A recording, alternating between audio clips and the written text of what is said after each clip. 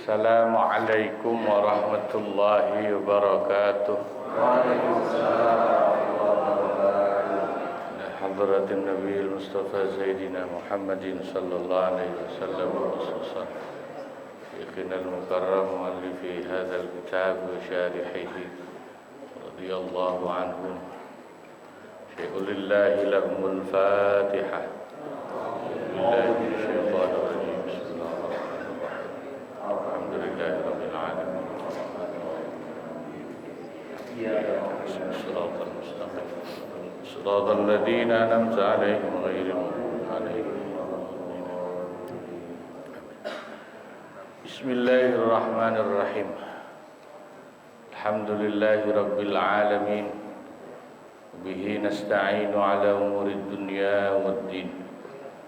Wassalatu wassalamu ala sayyidina wa maulana Muhammadin wa ala alihi wa sahbihi ajma'in, amma ba'du. Al-mukarramun wal mukarramat, para guru, para asatidah, para sesepuh, khusus guru kita Bapak Kiai Haji Muhammad Misjah, Bapak Kiai Haji Abdul Hamid Mustafa, Bapak Ustadz Haji Muhammad Basrain, Pak Ustadz Tahir ada nggak ini? Oh, tidak ada. Pantesan ibu-ibu kurang semangat. Ada beliau. Juga pengurus Masjid Baitul Amin, ya. Bapak ibu-ibu jamaah yang dimuliakan Allah, moga-moga semua dicatat selalu oleh Allah dalam deretan umatnya Rasulullah sallallahu alaihi wasallam. Alhamdulillah, pada pagi hari yang berbahagia ini kita bisa kembali ngaji dalam keadaan sehat walafiat. Semoga Allah berikan panjang umur, Allah tambahkan barokahnya dan istiqamahnya.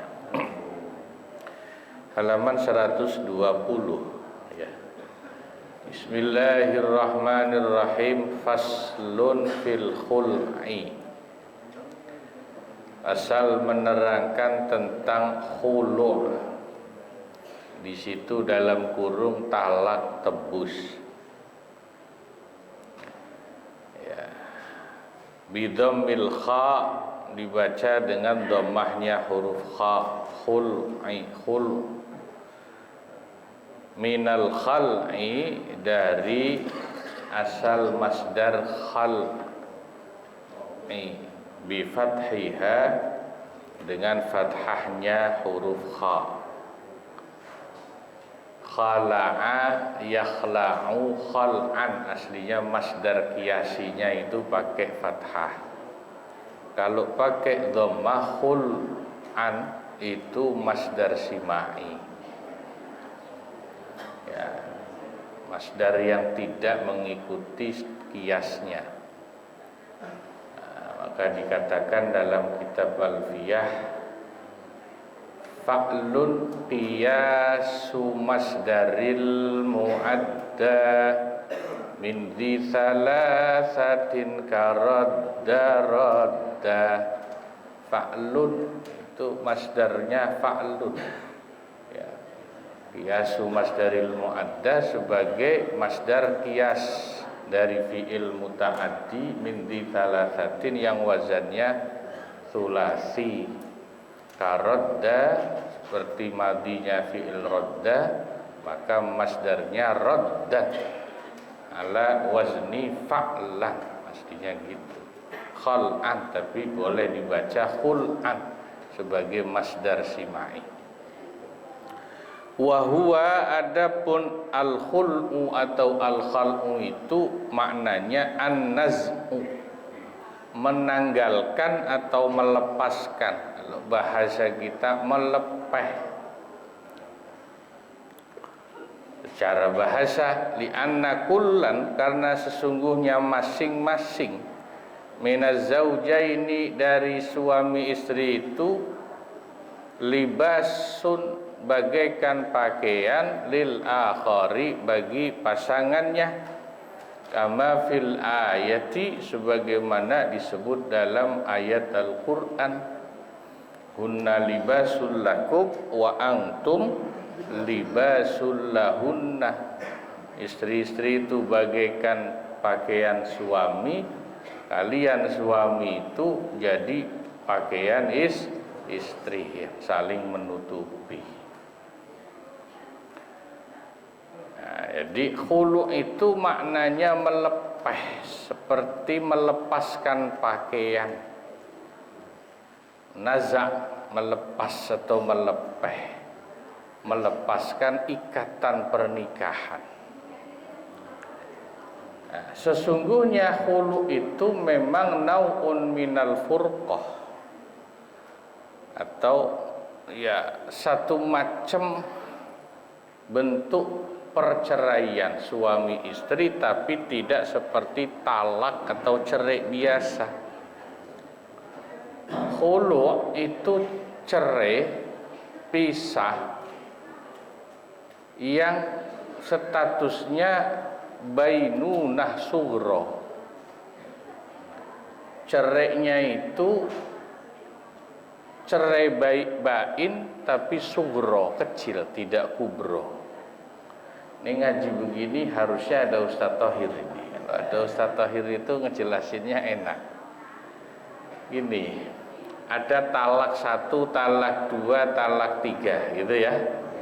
Talak 1, talak 2 itu talak roj'i, talak cerai tapi bisa rujuk, gitu kan ya, 1, 2. Kalau sudah jatuh talak 3 itu namanya talak bain, putus. Dan bainunah kubro, putusnya putus beneran, tidak bisa rujuk, tidak bisa nikah lagi, kecuali si istri sudah nikah lagi dengan laki-laki lain dan berhubungan intim, lalu cerai dengan suami kedua, selesai masa iddah.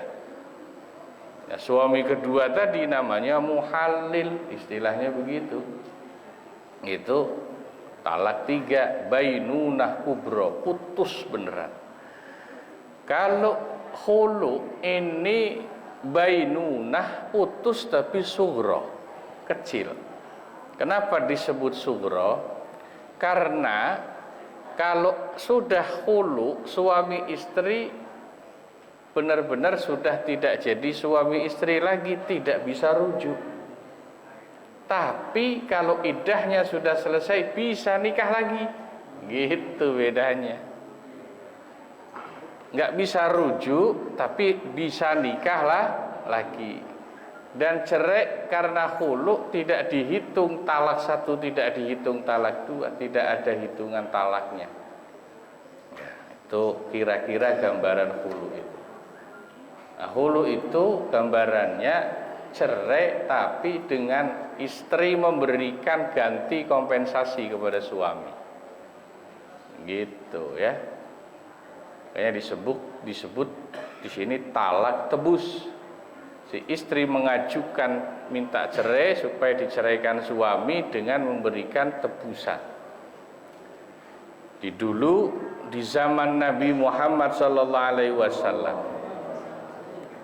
khulu pertama kali terjadi ketika ada perempuan yang jadi istrinya Sabit bin Qais radhiyallahu an. Imra'atu Sabit bin Qais datang menemui Nabi Muhammad SAW, perempuan istrinya Sabit bin Qais ini. Lalu dia lapor kepada Rasulullah SAW. Dia bilang, ya Rasul, sesungguhnya suami saya, yaitu Sabit bin Qais, la u'ibu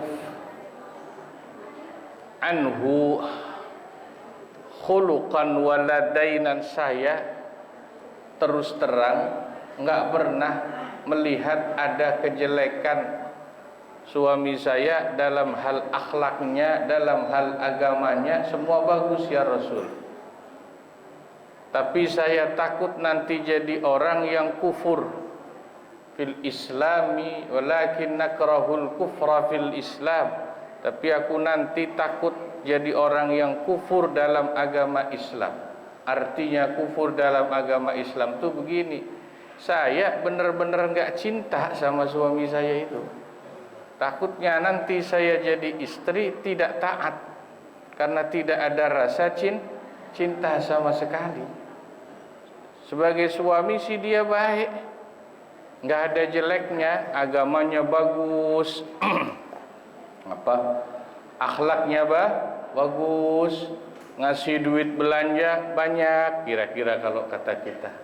Cuman saya emang nggak demen. Gitu. Jadi kalau bisa, bagaimana biar saya cerai sama suami saya?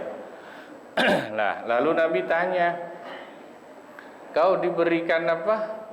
Mas kawin berupa hadiqah, kebun kurma. Kalau begitu, apakah kau mau mengembalikan kebun kurma itu kepada suamimu sebagai tebusan untuk menceraikanmu? Ya Rasul, saya mau. Oke. Lalu dipanggillah suaminya, Thabit bin Qais. Nabi perintahkan, ceraikan istrimu. Nanti dia akan berikan kompensasi kepadamu, tebusan, dia kembalikan kebun kurma yang dulu kau berikan sebagai mas kawin itu. Tebusan namanya, iwat atau fida, tebusan, ganti kompensasi. Akhirnya diceraikan istri dengan tebusan tadi kebun kurma. Itu kasus pertama kali terjadi khulu dalam Islam. Itu begitu. Ya, kalau di Al-Qur'an juga ada ayatnya, bunyinya wa in khiftum alla yuqima hududallahi fala junaha alaihima fi maftadat bih.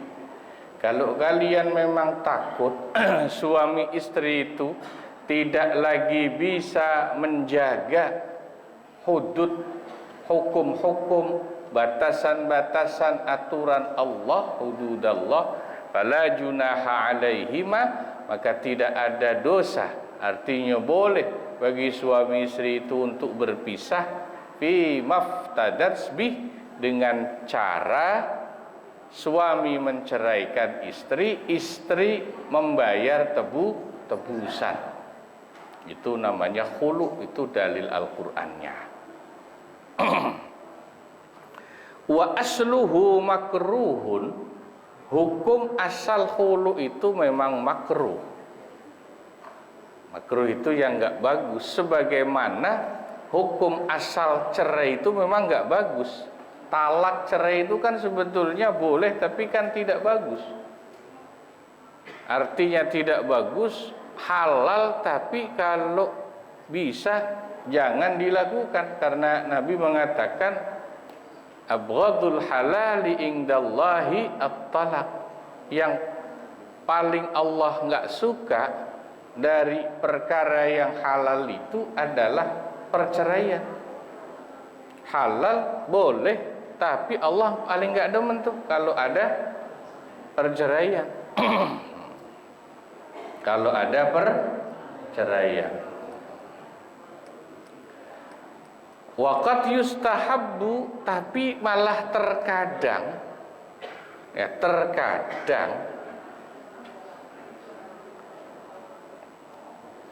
itu bisa jadi malah sunnah.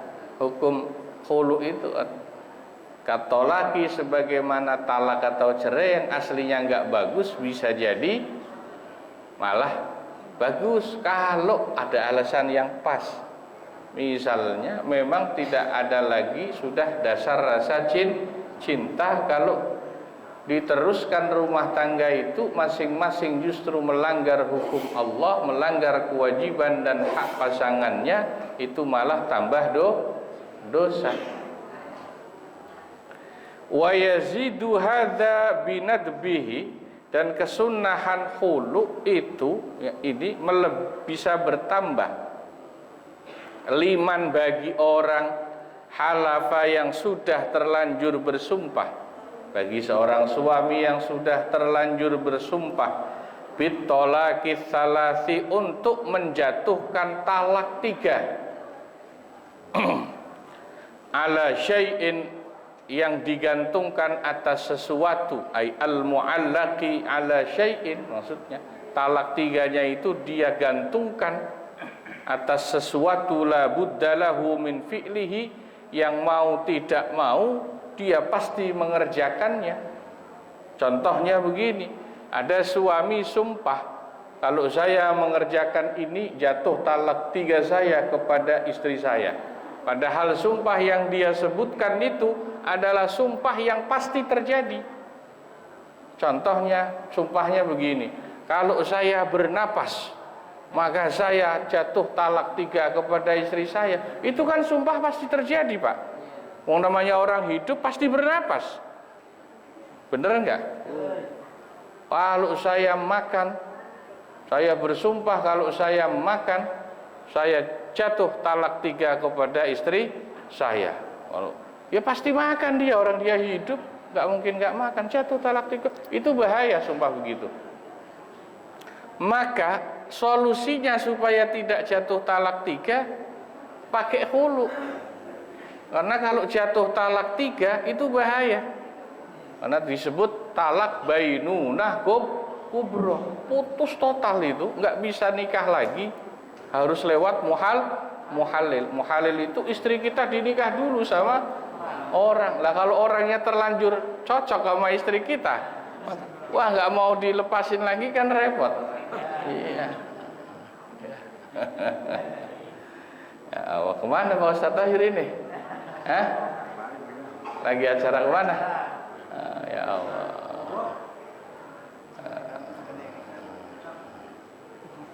Ustadz Tahir kan orangnya awet muda itu ya, karena biasa memperbanyak kumpul sama janda dan tawa, katanya gitu, perbanyak janda dan tawa. Insya Allah bahagia dan awet muda. Itu begitu Pak. Jadi kalau sumpah talak 3 dan pasti terjadi, itu malah bahaya. Solusinya pakai khulu. Istri dihulu dengan membayar tebusan. Istri minta cerai dengan membayar tebusan, nanti jatuh khulu. Itu bukan talak 3, ya putus suami istri, tapi nanti bisa nikah lagi, masih bisa nikah lagi. Ya.